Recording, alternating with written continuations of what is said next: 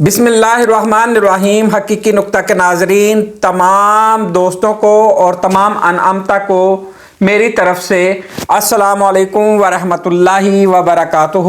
دوستو، امید کرتا ہوں آپ سب خیریت سے ہوں گے اور اس چینل کو بڑے ذوق شوق اور محبت سے ملاحظہ کر رہے ہوں گے،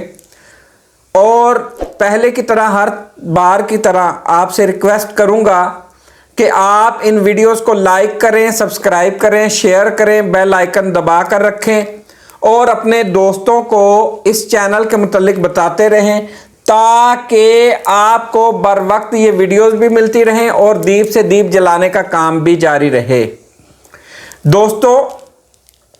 مولا کائنات حضرت علی کرم اللہ وجہ الکریم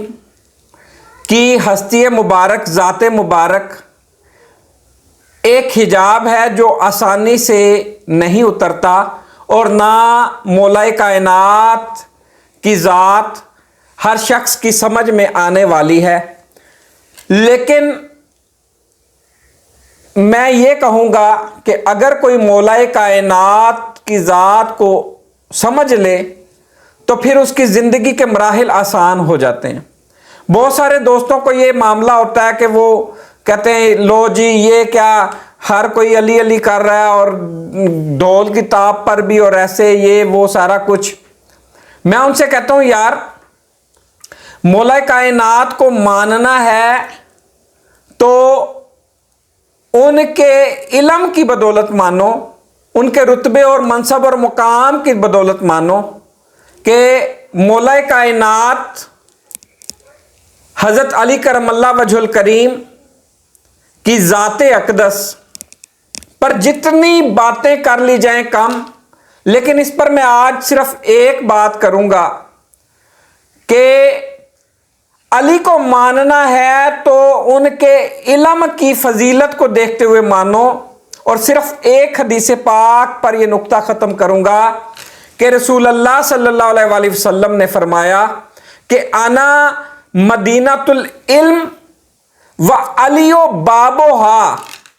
میں علم کا شہر ہوں اور علی اس کا دروازہ ہے۔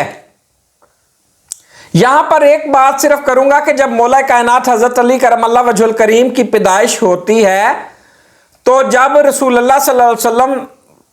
ان کو دیکھتے ہیں، ملاقات ہوتی ہے، تو گٹی کے طور پر رسول اللہ صلی اللہ علیہ وآلہ وسلم اپنی زبان اطہر ان کو چسواتے ہیں، اور ایک مرتبہ زبان اطہر چوسنے سے یہ مقام حاصل ہوا کہ رسول اللہ صلی اللہ علیہ وآلہ وسلم فرمائیں کہ میں علم کا شہر ہوں اور علی اس کا دروازہ ہے۔ میں صرف ایک بات کروں گا کہ اگر کوئی مولا کائنات حضرت علی کرم اللہ وجہ الکریم کو اپنا رہبر، ہادی، مرشد مان لے اور ان کے در پہ سر جھکا کر لو لگا کر بیٹھ جائے، تو میں کہتا ہوں کہ پھر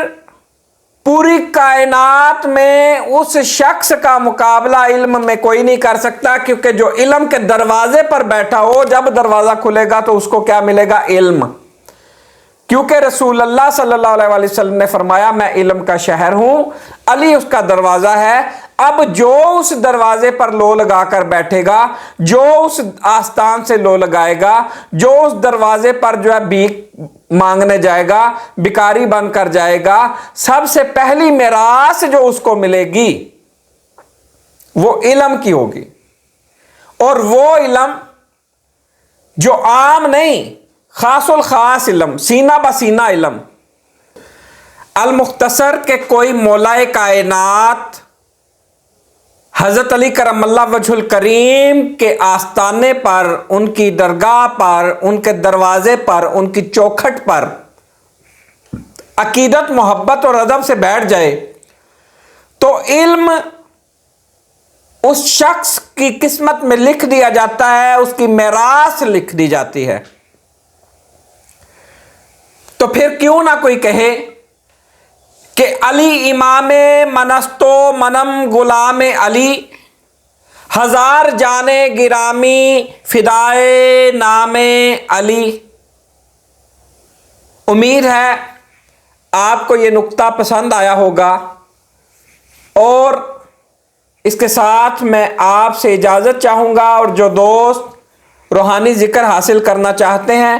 وہ میرے واٹس ایپ نمبر 031959611319 پر رابطہ کر سکتے ہیں۔ اس کے ساتھ اجازت چاہوں گا۔